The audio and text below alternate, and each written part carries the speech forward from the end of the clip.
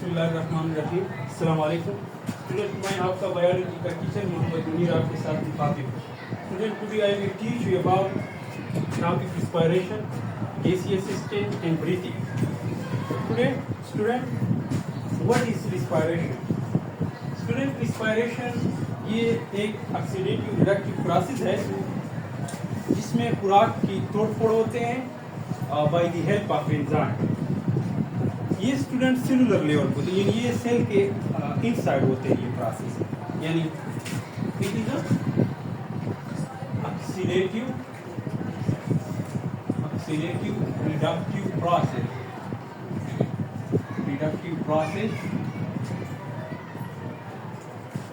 in which food breakdown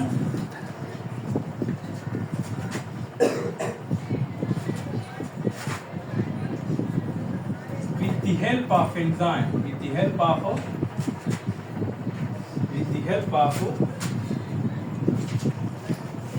enzyme on the cellular level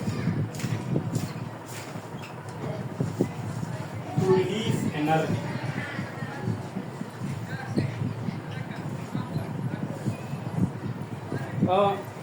यानी ये oxidative reductive process इसलिए कहते हैं कि इसमें क्या होता है, इलेक्ट्रॉन की लॉस होते हैं, इलेक्ट्रॉन की गेन होते हैं, हाइड्रोजन की लॉस होते हैं, हाइड्रोजन की गेन होते हैं। तो इसलिए इसके लिए ऑक्सीजन की लॉस होते हैं, ऑक्सीजन की गेन होते हैं। तो इसलिए यहाँ पर इसके लिए वर्ड इस्तेमाल होता है ऑक्सीडेटिव रिडक्टिव। ये सेल के अंदर होते हैं, इसलिए इसके लिए सेलुलर का लफ्ज इस्तेमाल होते हैं। इसमें जो है इसका केमिकल रिएक्शन ये है स्टूडेंट,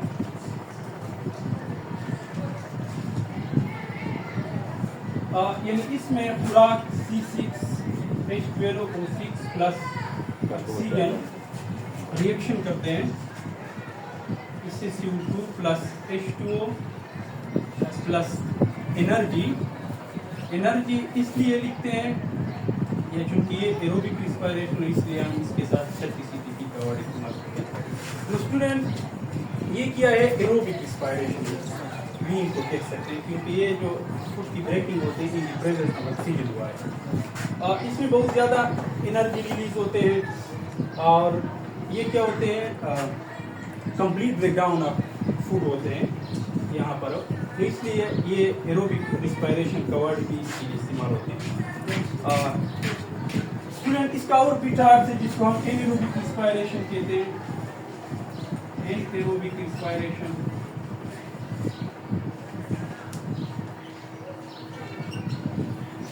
ये क्या है, एरोबिक रिस्पायरेशन एरोबिक, जिसमें क्या होते हैं इनकम्प्लीट ब्रेकडाउन ऑफ ग्लूकोज होते हैं या खुराक की इनकम्प्लीट ब्रेकडाउन होते हैं। और यहाँ पर क्या बनते हैं, अल्कोहल बनते हैं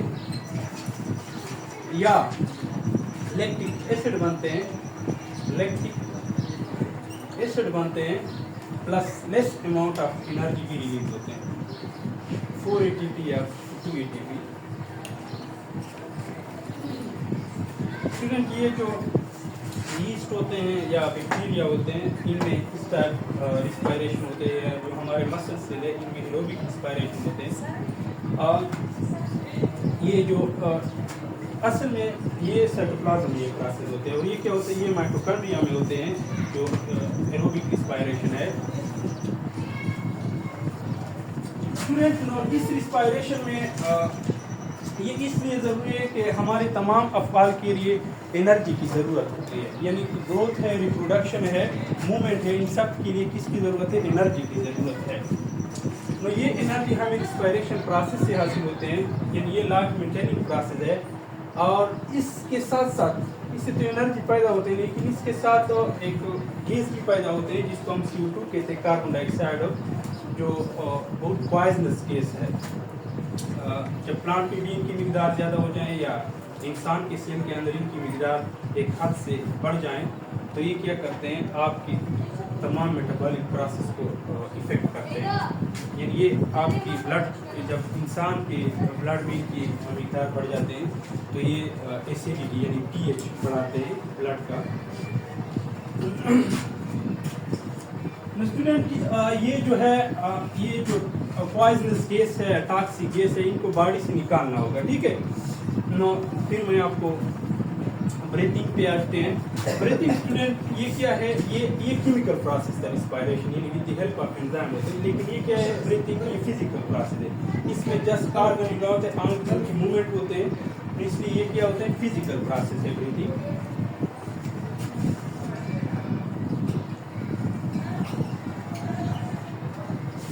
ब्रीथिंग क्या है, it is a physical process, it is a physical process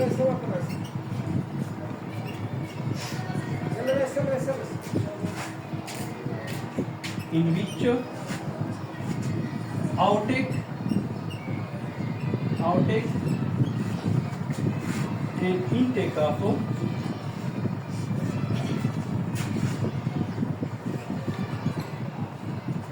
air occur between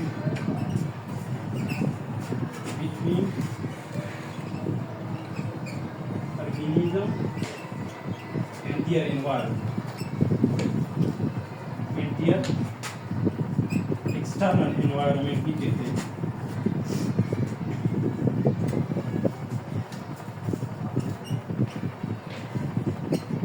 external environment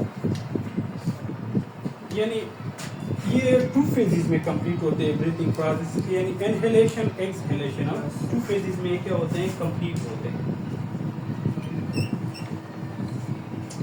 breathing का फ़ायदा ये है कि इससे हमें फ्रेश एयर जो है वो हमारे लंग्स को मुहैया होते हैं, और जो टॉक्सिक्स या जो गंदा हवा होते हैं वो हमारे बॉडी से बाहर की तरफ रिलीज होते हैं। इसका फ़ायदा ये है ब्रीथिंग का, और ये टू फेजेस में कंप्लीट होते हैं।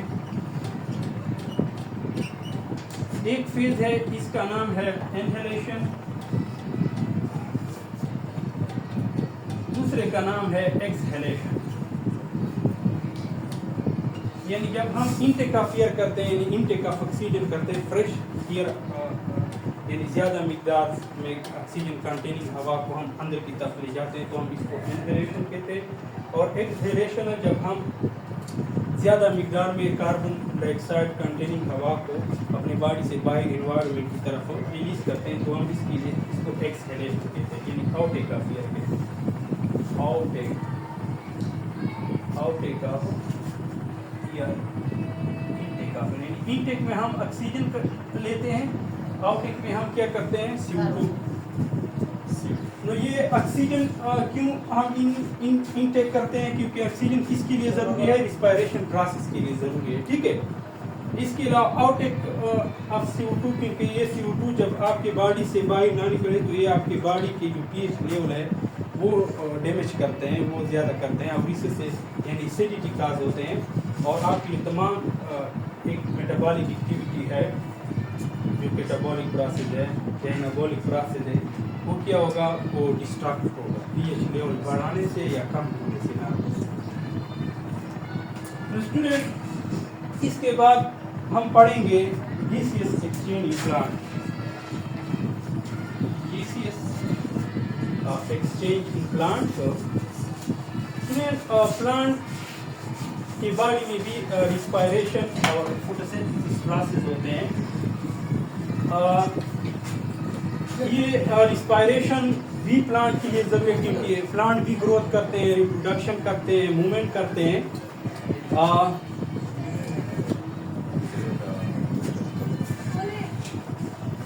दूसरी तरफ प्लांट जो है वो एक ऐसा अनमोल तकनीक है कि वो फोटोसिंथेसिस प्रोसेस भी करते हैं, जिसके जरिए वो अपने लिए भी पूरा प्रिपेयर करते हैं, और जो अदर ऑर्गेनिज्म है उनके लिए भी पूरा वो प्रिपेयर करते हैं।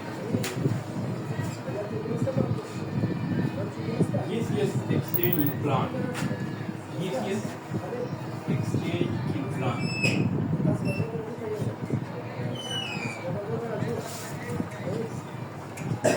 स्टूडेंट यानी प्लांट्स के बॉडी में भी क्या होते हैं, पॉइजनस गैसेस पैदा होते हैं, जिनको बाहर निकालना ज़रूरी है, और जो फ़ायदेमंद गैसेज है वो भी बाहरी इन्वायरमेंट के अंदर बॉडी में लाना क्या है ज़रूरी है। यानी exchange of gases between environment and organism body plant में भी होते हैं, ठीक है। प्लांट में क्या होते हैं स्टूडेंट? प्लांट में at day time plant body carry respiration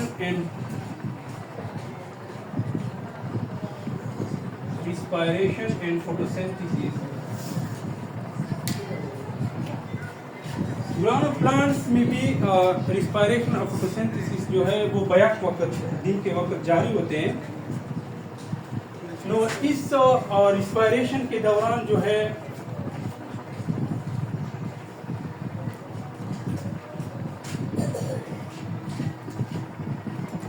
मैं आपके प्लांट की बॉडी का स्ट्रक्चर बनाता हूँ।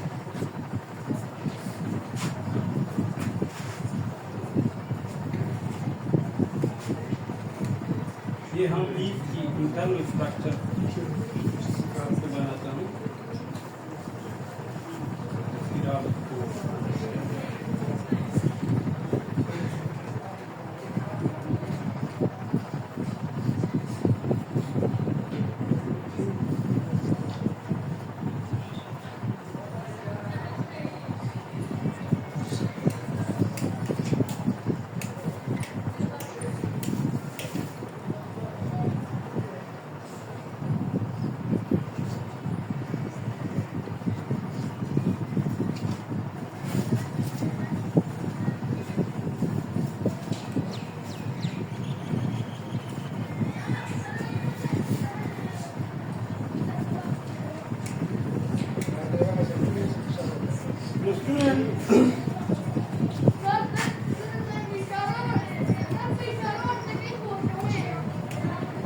ये प्लांट की लीफ की इंटरनल स्ट्रक्चर है। प्लांट में जो गैसेस एक्सचेंज होते हैं वो मोस्टली ज़्यादातर स्टोमेटा के जरिए होते हैं। ये जो स्टोमेटा होते हैं ये टू गार्ड शेप सेल से बना हुआ गार्ड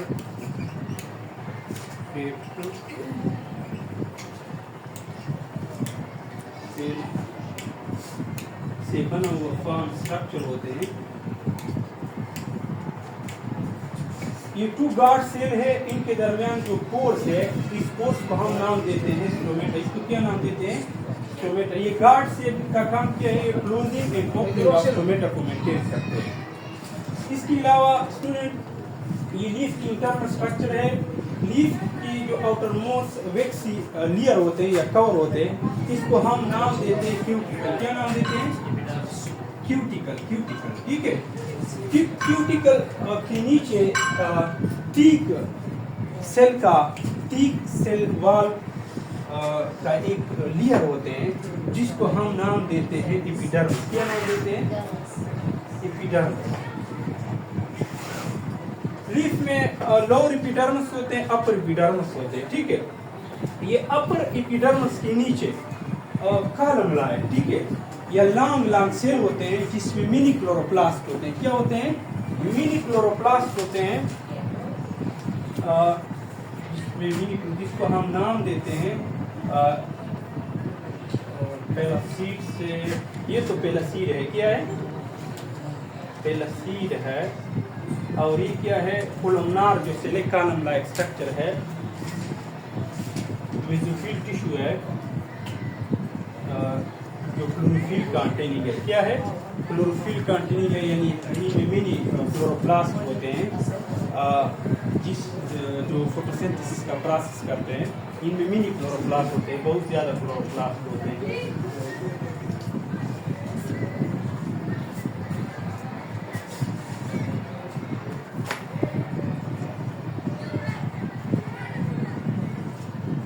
इसको हम नाम देते हैं पेलासीड मेसोफिल टिश्यू। मेसोफिल टिश्यू होते हैं जिनमें फोटोसिंथेसिस होते हैं, ठीक है। तो ये क्या है?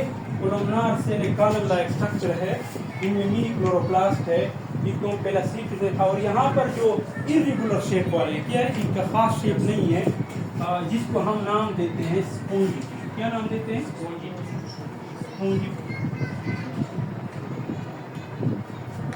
या स्पॉन्जी सेल नाम भी दे सकते हैं, स्पॉन्जी सेल। इनमें क्लोरोप्लास्ट होते हैं लेकिन बहुत कम होते हैं। क्या होते हैं? बहुत कम होते हैं। क्लोरोप्लास्ट को आपको इंफॉर्मेशन होती है, डबल मेम्ब्रेन स्ट्रक्चर होगा और इसके अंदर क्या होते हैं? क्लोरोफिल होते हैं, स्ट्रोमा होते हैं, जो डार्क रीजन होते हैं, जो फ्लूइड कंटेनिंग रीजन होते हैं, डबल मेम्ब्रेन स्ट्रक्चर है। स्टूडेंट यहाँ पर क्या होते हैं? फोटोसिंथेसिस प्रोसेस होते हैं। क्या होते हैं? यहाँ पर CO2 प्लस H2O के क्या होते हैं? फिक्सेशन होते हैं। इनसे क्या बनते हैं? ग्लूकोज बनते हैं। ठीक है, तो ये CO2 आते कहाँ से? ये CO2 फोटोसिंथेसिस के लिए डे टाइम आते कहाँ से? प्लांट के अंदर डे टाइम रिस्पायरेशन फोटोसिंथेसिस होते हैं।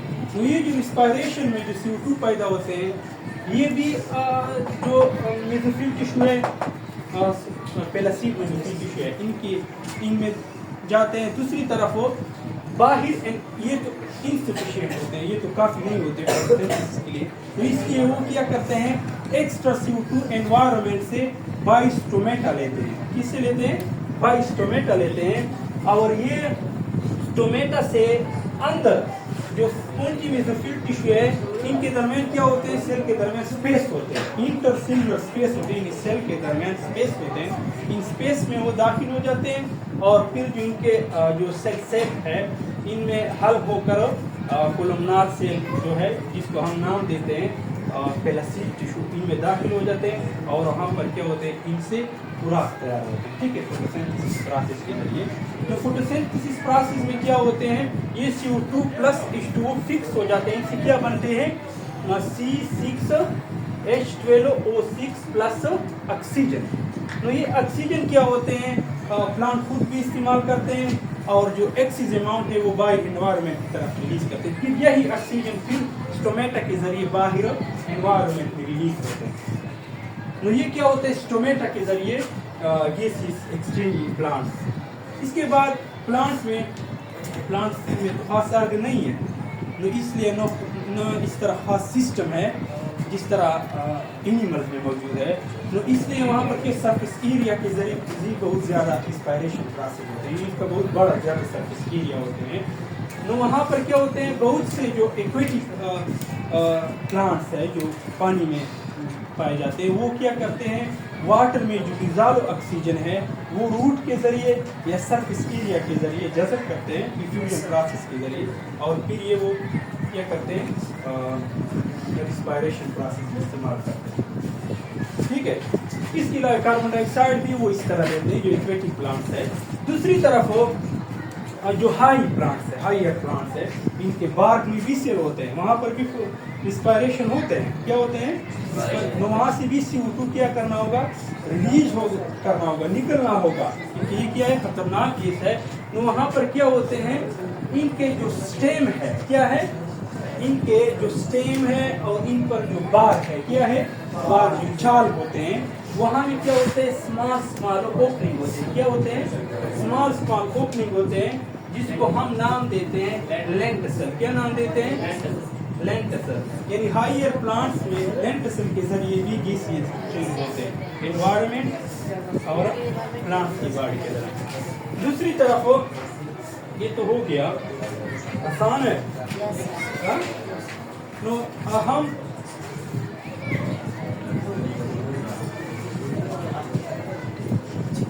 gaseous exchange in human. Gaseous exchange in human.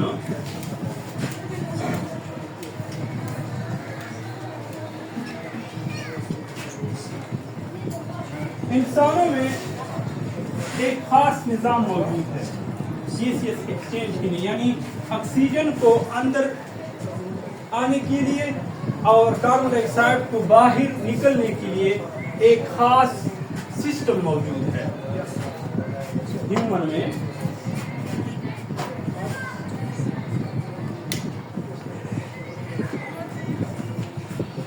इंसानों में गैसियस एक्सचेंज के लिए एक ऑर्गेनाइज सिस्टम मौजूद है जिसको हम नाम देते हैं रिस्पायरेटरी सिस्टम। ये रिस्पायरेटरी सिस्टम कंटेन है, मुश्तमिल है, it consist of respiratory system मौजूद है इंसानों में, और ये it is consist of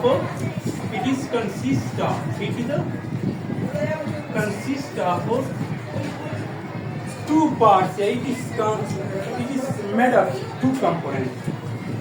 It consists of two parts. One का नाम है ear passageway,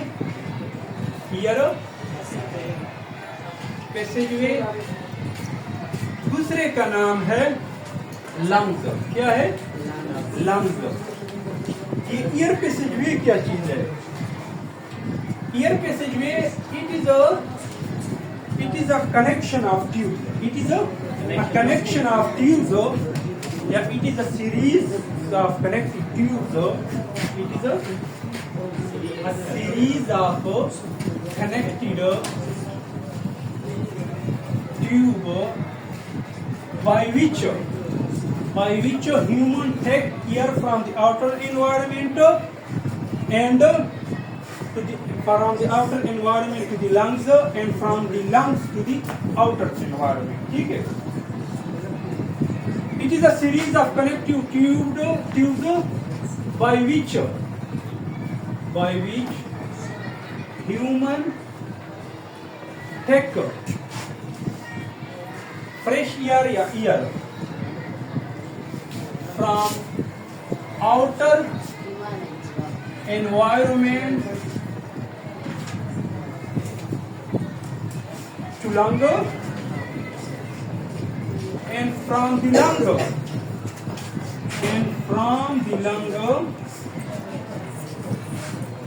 release CO2 to outer environment। ठीक है?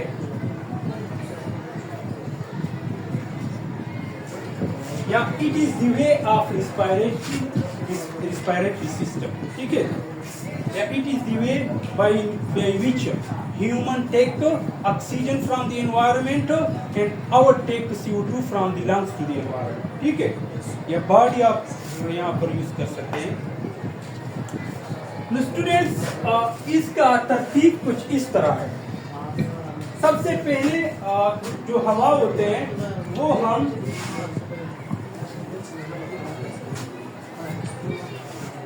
सबसे पहले हवा हम नोस्ट्रिल के जरिए, किसके जरिए? नोस्ट्रिल के जरिए लेते हैं एनवायरनमेंट से। एनवायरनमेंट से डायरेक्ट कनेक्टेड कौन सा पोर्शन है? नोज है। नोज की जो दो ओपनिंग है वेंट्रल साइड पे, जिसको हम नाम देते हैं नोस्ट्रिल। क्या नाम देते हैं? Nostril, ventral opening. ठीक है? Ventral opening. दूसरी तरफ जो सेकंड है, जिसको हम नाम देते हैं अंदर की तरफ जो कैविटीज है, टू कैविटीज है, जिसको हम नाम देते हैं नेजल कैविटी। क्या नाम देते हैं? Nasal cavity.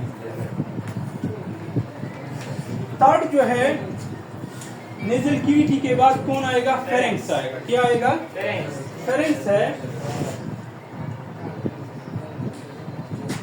फेरेंक्स के बाद स्टूडेंट लैरिंक्स है। हवा लैरिंक्स। लैरिंक्स के बाद ट्रीकिया है। ट्रीकिया के बाद स्टूडेंट है ब्रोंकाई। ब्रोंकाई है। ब्रोंकाई के बाद स्टूडेंट है ब्रोंक्यूल्स। ब्रोंक्यूल्स है। ब्रोंक्यूल्स के बाद स्टूडेंट है इनविलाई।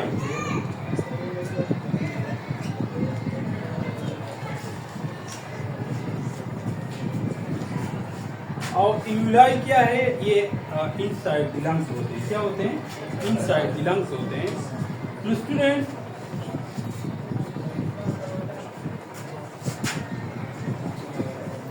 मैं आपको स्ट्रक्चर बनाता हूँ।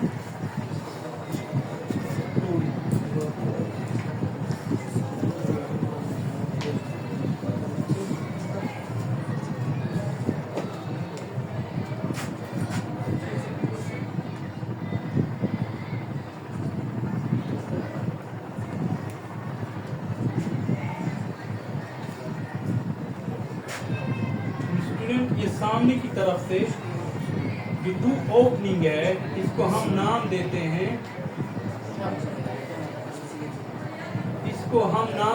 हैं, नॉस्ट्रिल। ये नॉस्ट्रिल क्या है? ये आपके जो रिस्पायरेटरी सिस्टम है ये बाई इन्वायरमेंट के साथ कनेक्ट करते हैं, ये डायरेक्ट कनेक्ट होते हैं इन्वायरमेंट के साथ, रब्त होते हैं। इनके ज़रिए क्या होते हैं, हवा नेजल कैविटी है आपके रिस्पायरेटरी सिस्टम में दाखिल होते हैं। तो यहाँ पर जो नेजल कैविटी है और ये नोस्ट्रिल है, तो ये जो नेजल कैविटी है इनमें एपिथेलियम सेल होते हैं, वो क्या सिक्रीट करते हैं, म्यूकस सिक्रीट करते हैं। ये म्यूकस क्या होते हैं, ये लिपिड्स और प्रोटीन और कार्बोहाइड्रेट से बना हुआ जेल लाइक सब्सटेंस होते हैं। इसका काम क्या होते हैं, ये म्यूकस ये ट्रैप करते हैं डस्ट पार्टिकल को या पैथोजेंस वगैरह को, क्या करते हैं, ट्रैप करते हैं, इनको पकड़ते हैं ताकि वो अंदर ना जाए। इसके अलावा पर हियर लाइक स्ट्रक्चर भी मौजूद है, हियर लाइक स्ट्रक्चर भी मौजूद होते हैं।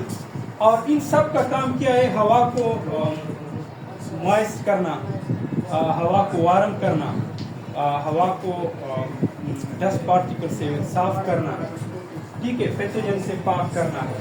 किसका काम है, नेजल कैविटी का काम। ये नेजल कैविटी और ओरल कैविटी, ये जो कैविटी है हमारे माउथ का, इसको हम नाम देते हैं ओरल कैविटी। और ये जो हमारे नाक की जो कैविटीज है इसको हम नाम देते हैं नेजल कैविटी।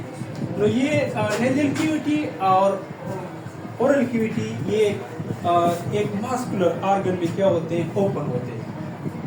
ये कॉमन, इनका जो ओपनिंग है वो कॉमन है, रीजन है, इसको हम नाम देते हैं फेरेंक्स।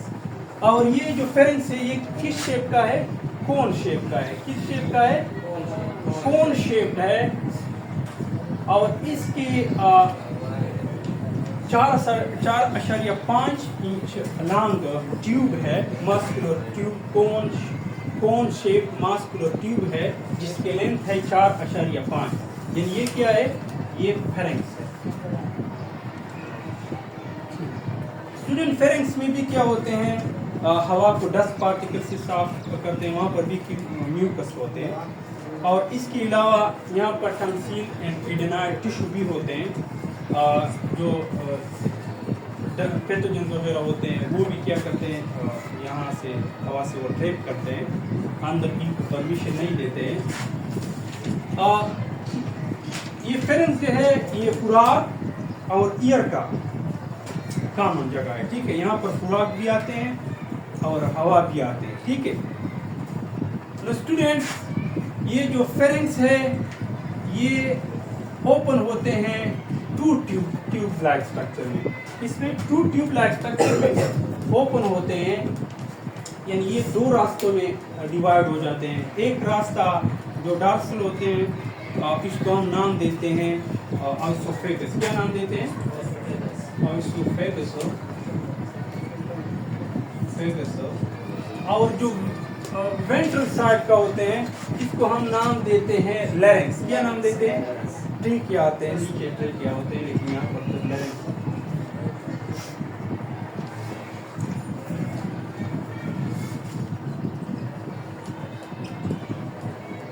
स्टूडेंट, लैरिंक्स को हम वॉइस बकस या वॉइस बकस का नाम भी देते हैं।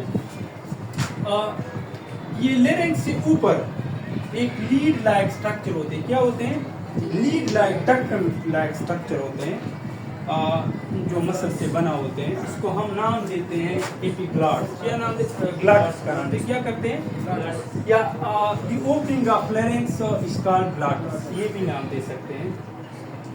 यानी जो ओपनिंग होते हैं इनका जो पहला सिरा होते हैं लैरिंक्स का, इसको हम नाम देते हैं ग्लॉट्स। स्टूडेंट, ये ग्लॉटिस का काम क्या है, ये ग्लॉटिस का काम, ये आपके टंग के साथ जो ग्लॉटिस है, ये लीड लाइक स्ट्रक्चर है, वो कनेक्ट होते हैं। आपकी जो टंग नहीं है, ये इनकी मूवमेंट इनसे क्या होते हैं, कंट्रोल होते हैं। ये जब आप खुराक को चबाते हैं, इंगल्फ करते हैं, तो वो क्या होते हैं, क्लोज हो जाते हैं, इस तरह हॉरिजॉन्टल शक्ल बनाते हैं। क्या बनाते हैं, इस तरह हॉरिजॉन्टल शक्ल बनाते हैं। वो इस तरह होते हैं, ठीक है, इस तरह। लेकिन जब यहाँ पर क्या होते हैं, खुराक आते हैं तो क्या होते हैं, इस तरह शक्ल बनाते हैं, ठीक है। तो ये क्या हो जाते हैं, हवा की नाली को पार्शली बंद कर देते हैं। क्या कर देते हैं, बंद कर देते हैं, ताकि ये जो खुराक है या कोई लिक्विड्स है, आपने पानी पिया है, ये आपके हवाई नाली के अंदर ना जाए, ठीक है। तो इसलिए वो क्या हो जाते हैं, आइसोफेगस में चले जाते हैं। लेकिन ये क्या होता है, जब ही ये खुराक गुजर जाती है तो फिर वो ओपन हो जाता है, ठीक है। तो जब हवा आते हैं तो हवा सीधा, आपको पता होगा कि ये जो आइसोफेगस होगा, इनके जो मसल होते हैं वो कंट्रैक्ट होते थे, तो इनका क्लोज होता था। ये नाली जो होता है वो इस तरह इनका शेप होता था, वो इस तरह क्लोज होता था, ठीक है। तो इसलिए यहाँ पर हवा अंदर नहीं जा सकती क्योंकि वो क्लोज होते हैं, इनके मसल क्या होते हैं, कॉन्ट्रैक्ट होते हैं। लेकिन ये लैरिंक्स है, ये कार्टिलेज से बना होते हैं, वो कॉन्ट्रैक्ट नहीं होते हैं, इसलिए वो ओपन होते हैं। डायरेक्ट हवा क्या होते हैं, ट्रीकिया या लैरिंक्स से गुजर जाते हैं, ठीक है, लैरिंक्स की तरफ। तो ये भी क्या है, लैरिंक्स ये कार्टिलेजिनियस स्ट्रक्चर है। लैरिंक्स में क्या होते हैं, यहाँ पर 2 फाइब्रस बैंड होते हैं। क्या होते हैं, 2 फाइब्रस बैंड होते हैं, जिसको हम नाम देते हैं वोकल कार्ड। क्या नाम देते हैं, वोकल कार्ड का नाम देते हैं। और ये वोकल कार्ड क्या पैदा करते हैं, वॉइस पैदा कर रहे हैं। क्या पैदा करते हैं, वॉइस पैदा करते हैं, वॉइस पैदा करते हैं, आवाज पैदा करते हैं। ये बैंड्स यानी जब हवा इनसे पास होते हैं तो वो क्या करते हैं, वाइब्रेशन पैदा करते हैं। क्या करते हैं, वाइब्रेशन पैदा करते हैं, और ये वाइब्रेशन आवाज पैदा करते हैं। ये सिग्नल क्या होते हैं, आवाज में तब्दील हो जाते हैं। तो स्टूडेंट ये क्या है, ये कार्टिलेज से बना है, हाइलीन कार्टिलेज से बना है। किससे बना है, हाइलीन कार्टिलेज से बना है। फिर ये लैरिंक्स तक, क्या लैरिंक्स तक ये क्या है, अपर रिस्पायरेटरी सिस्टम है। इसको हम क्या नाम देते हैं, अपर रिस्पायरेटरी सिस्टम की 2 पार्ट है, एक अपर है एक लोअर है, ठीक है। लैरिंक्स तक जो रिस्पायरेटरी सिस्टम है इसको हम नाम देते हैं अपर रिस्पायरेटरी सिस्टम। लेकिन लैरिंक्स से नीचे क्या शुरू हो जाते हैं, सी शेप कार्टिलेजिनियस ट्यूब शुरू हो जाते हैं। किस शेप के, सी शेप के कार्टिलेजिनियस ट्यूब शुरू हो जाते हैं, जिसको हम नाम देते हैं, इस कार्टिलेजिनियस ट्यूब को ट्रीकिया का नाम देते हैं। क्या नाम देते हैं, ट्रीकिया का नाम देते हैं। ट्रीकिया भी क्या होते हैं, यहाँ पर सिलिएटेड एपिथेलियम सेल होते हैं, सिलिएटेड सेल होते हैं, सीलिया होते हैं, हियर लाइक प्रोजेक्शन होते हैं। वो क्या सीक्रेट करते हैं, यहाँ पर भी एपिथेलियम सेल होते हैं, वो क्या करते हैं, म्यूकस सीक्रेट करते हैं, यानी जेली लाइक माया होते हैं। और दूसरी तरफ जो सीलिया सेल होते हैं, यहाँ पर जो डस्ट पार्टिकल आ जाते हैं या फेनम बलगम वगैरह, तो वो इस तरह मूवमेंट करते हैं और इनको यहाँ ट्रीकिया से बाहर सीक्रेट करने में मदद देते हैं, ठीक है, रिलीज करने में मदद देते हैं। सीलिया हियर लाइक। और यहाँ पर भी क्या होते हैं, हवा को डस्ट पार्टिकल वार्म भी करते हैं, मॉइस्चर भी करते हैं, ये भी चेंज यहाँ पर भी होते हैं, ठीक है। इसके अलावा ट्रीकिया का जो लेंथ है, ट्रीकिया का वो तकरीबन 12 सेंटीमीटर है। कितना है, 12। और इनकी जो डायमीटर है, क्या है, इनकी जो डायमीटर है वो 2 सेंटीमीटर है। क्या है, 2 to 2.5 सेंटीमीटर है, ठीक है। ये जो ट्रीकिया है ये तकरीबन 16 to 20 कार्टिलेजिनियस रिंग से बना होते हैं। किससे बना होते हैं, 16 कार्टिलेजिनियस हाइलीन कार्टिलेजिनियस रिंग से बना होते हैं। ये ट्रीकिया क्या होते हैं, 2 ट्यूब में डिवाइड हो जाते हैं। किसमें डिवाइड हो जाते हैं, 2 ट्यूब में डिवाइड हो जाते हैं। और इसको हम नाम देते हैं, इस 2 ट्यूब को ब्रोंकाई। क्या नाम देते हैं, ब्रोंकाई। स्टूडेंट ये ब्रोंकाई की डायमीटर है, ये ट्रीकिया से क्या होते हैं, कम होते हैं, ठीक है। और यहाँ पर जो कार्टिलेज होते हैं वो इस शेप के हो जाते हैं, प्लेट लाइक। किस लाइक के, प्लेट लाइक कार्टिलेज होते हैं यहाँ पर। इक्वली टू ट्यूब में डिवाइड हो जाते हैं और इसको हम नाम देते हैं सिंगुलर ब्रोंकस है, प्लूरल ब्रोंकाई है। ठीक है, ये ब्रोंकाई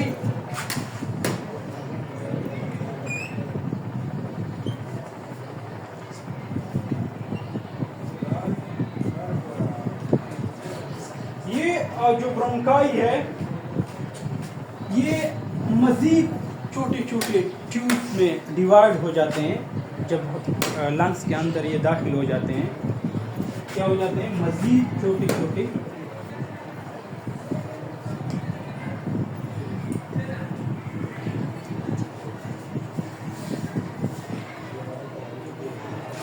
जिसको हम नाम देते हैं ब्रोंक्यूल्स। क्या नाम देते हैं? ब्रोंक्यूल्स का नाम देते हैं।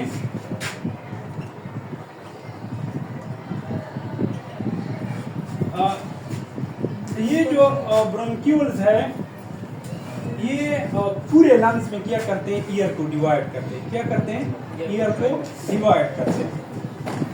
ये जो ब्रोंक्यूल्स है ये सेक्स लाइक, क्या है, सेक लाइक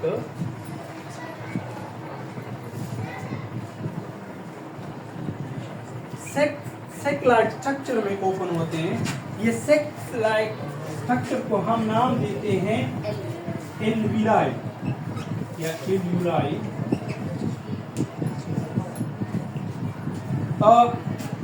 एल्विलाई की जो दीवार होते हैं वो बहुत तीन होते हैं। क्या होते हैं? बहुत तीन होते हैं। यानी इसलिए कि यहाँ से इजली गैसेस क्या होते हैं, डिफ्यूज होते हैं, इजली गैसेस एक्सचेंज होते हैं। इसके लिए अलावा एल्विलाई की इर्द गिर्द डेंस नेटवर्क ऑफ कैपिलरीज होते हैं और कैपिलरीज का बड़ा नेटवर्क इसके इर्द गिर्द फैला हुआ होता है। ये कैपिलरीज में क्या होते हैं, ब्लड होते हैं। यानी जब कैपिलरीज में कार्बन डाइऑक्साइड की मिकदार ज़्यादा होते हैं तो ये इजली एल्विलाई में क्या हो जाते हैं, ट्रांसफर हो जाते हैं। और जब एल्विलाई के अंदर ऑक्सीजन की मिकदार ज़्यादा होते हैं तो वो ऑक्सीजन एल्विलाई से इजली ब्लड में ट्रांसफर हो जाते हैं बाय डिफ्यूजन प्रोसेस।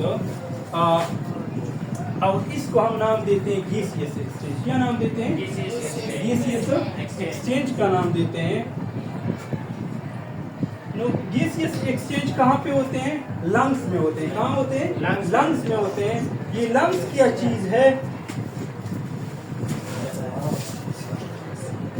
स्टूडेंट्स, ये जो लंग्स है ये तादाद में क्या है? 2 है। क्या है? 2 है। और ये कहाँ पर मौजूद होते हैं? चेस्ट कैविटी में मौजूद होते हैं। कहाँ पर मौजूद होते हैं? Chest cavity. एक एब्डोमिनल कैविटी है, एक चेस्ट कैविटी है। ये जो डायफ्राम से नीचे जो हिस्सा है इसको हम नाम देते हैं एब्डोमिनल कैविटी। जो डायफ्राम से ऊपर हिस्सा है इसको हम नाम देते हैं चेस्ट कैविटी। तो ये जो लंग्स है ये तादाद में क्या है? 2 है। और इसके अलावा इसके जो बेस रीजन है यहाँ पर एक मास्कुलर स्केलेटल मास्कुलर स्ट्रक्चर मौजूद होते हैं जिसको हम नाम देते हैं डायफ्राम। क्या नाम देते हैं? डायफ्राम। इसके अलावा डायफ्राम क्या होते हैं? डूम शेप स्ट्रक्चर होते हैं। क्या होते हैं? डूम शेप यानी गुंबदनुमा मेहराबनुमा स्ट्रक्चर होते हैं इनका। इसके अलावा ये फेफड़ों के इर्द गिर्द एक थिक लेयर मौजूद होते हैं, डबल मेम्ब्रेन स्ट्रक्चर मौजूद है जिसको हम नाम देते हैं फ्लोरा मेम्ब्रेन का, सिंगुलर प्लूरल फ्लोरा मेम्ब्रेन। इसके अलावा इस 2 membrane inner flora and outer flora के दरमियान एक फ्लूइड मौजूद होते हैं। इस फ्लूइड को हम नाम देते हैं इस फ्लूइड का काम क्या होता है? फ्लोरा फ्लूइड का काम ये होता है कि ये जो लंग्स होते हैं इनको फ्रिक्शन से बचाते हैं। क्या बचाते हैं? फ्रिक्शन से बचाते हैं क्योंकि वो बार बार एक्सटेंड होते हैं और रिलैक्स होते हैं, यानी एक्सपेल और रिलैक्स होते हैं, कॉन्ट्रैक्ट होते हैं। इससे क्या होते हैं, जो दीवारें होते हैं इनको फ्रिक्शन से वो बचाते हैं। इसके अलावा ये फ्लूइड का और ये काम है कि ये बाहर की तरफ हो। क्या? बाहर की तरफ हो, गैसियस को भी गैसियस को रिलीज ना होने देते हैं। ठीक है, वो इसका काम क्या है ताकि ये गैसेस आउटर साइड रिलीज ना हो जाए। इसके अलावा ये जो डायफ्राम है ये तो जो इनको कंट्रैक्शन और रिलैक्सेशन में हेल्प देते हैं इसको, और दूसरा ये एब्डोमिनल कैविटी से भी इनको बचाते हैं। और तीसरा डायफ्राम का काम ये है कि ये जो नीचे आर्गन है, ये एक आर्गन है, नाजुक आर्गन है, तो ये फेफड़े डायफ्राम में जो कंट्रैक्शन और रिलैक्सेशन है वो इनका एक हद है, लिमिट है। अगर लिमिट से क्या होते हैं वो ज़्यादा रिलैक्स होते थे तो वो नीचे जो आर्गन होते थे वो उनको नुकसान देता था। तो इसलिए ये डायफ्राम क्या करते हैं, इनको नीचे आर्गन से क्या करते हैं, इनके फेफड़ों की प्रेशर से बचाते हैं। ठीक है, इसका काम ये भी है। दूसरा स्टूडेंट्स, ये जो लंग्स है इसकी हिफाजत सामने की तरफ से स्टर्नम जो हड्डी है सीने की हड्डी वहाँ से होते हैं, दूसरी तरफ इनके रीब्स होते हैं, तकरीबन 12 पेयर ऑफ रीब्स वहाँ पर मौजूद होते हैं। और हर लंग्स पे क्या होते हैं, 12 पेयर ऑफ रीब्स मौजूद होते हैं, 24 रीब्स है हमारे बॉडी में। तो इसलिए इसके अलावा ये जो लंग्स के आप अगर देखें तो ये 3 पार्ट्स मुश्तमिल होते हैं, 3 लूप्स कंटेनिंग स्ट्रक्चर है जो राइट लंग्स है। ये असल में ये एक स्ट्रक्चर यहाँ पर बनते हैं, एक यहाँ पर बनते हैं। ये जो है मिडल लूप्स है, ये क्या है, इंफीरियर है, और एक क्या है, पोस्टीरियर है। क्या है, पोस्टीरियर लूप है।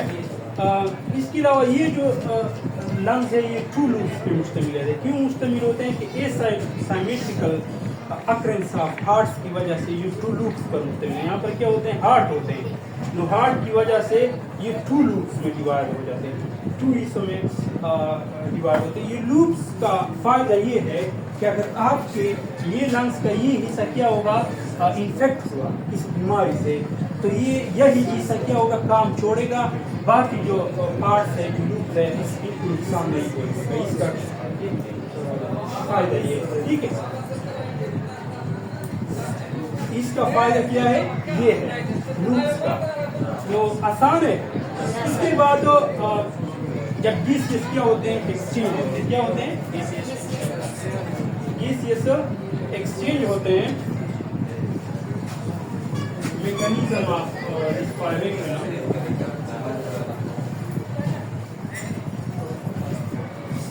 और तकरीबन लंग्स की वेट जो है वो 70 ग्राम है। कितना है, 70 ग्राम है।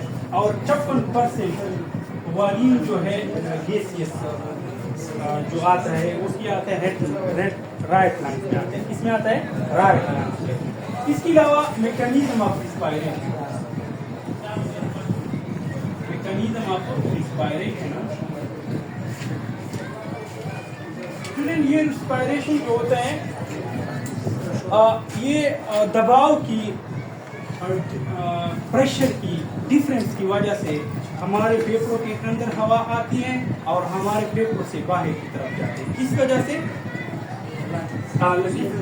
ये मैकेनिज्म का ये है कि ये जब हवा कब हमारे फेफड़ों के अंदर जाएगा और कब बाहर जाएगा।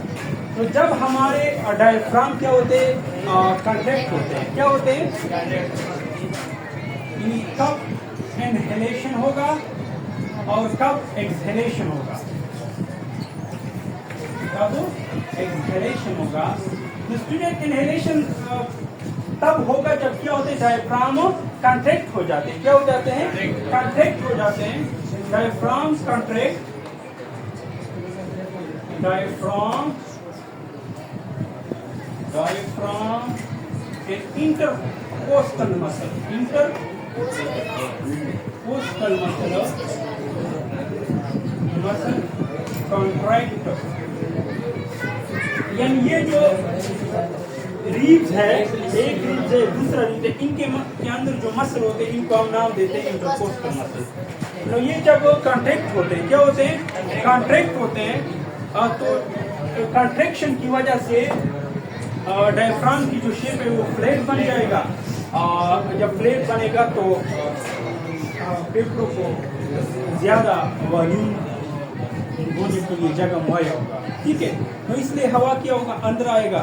दूसरी तरफ जो हमारा सीना है जो वो अपर जाएगा। ठीक है, वो अपर आने की वजह से फेफड़ों को हवा अंदर आने के लिए जगह मुहैया होगा, प्रोवाइड होगा, ज्यादा मुहैया होगा। तो इसलिए क्या होगा, हवा अंदर आएगा। ठीक है, जब इस दौरान क्या होगा, आपकी जो सीने की जो वॉल्यूम है वो ज्यादा होगा और दूसरी तरफ हवा अंदर दाखिल होगा, ये चेंज आएगा और डायफ्राम फ्लैट हो जाएगा। इसलिए ड्यूरिंग इनहेलेशन जब आप हवा अंदर आते हैं। दूसरी तरफ एक्सहेलेशन के दौरान क्या होगा, एक्सहेलेशन यानी आउटेकाफियर। आउटेकाफियर तब होगा, इसमें क्या होगा, डायफ्राम ड्रूम शेप बनेगा। डायफ्राम ड्रूम शेप बनने से क्या होगा, फेफड़ों पे नीचे की तरफ से प्रेशर आएगा। इसके अलावा जो बाहर की तरफ की जो रीढ़ है वो भी अपर की तरफ से लंग्स पे प्रेशर लगाएगा और इस वजह से क्या होगा, फेफड़ों से हवा बाहर की तरफ निकल जाएगा। ठीक है, आसान है। इंटरकास्टल डायफ्राम मसल रिलैक्स होगा। ठीक है, ये किस वजह से होगा, डिफ्यूजन प्रोसेस की वजह से। आसान है।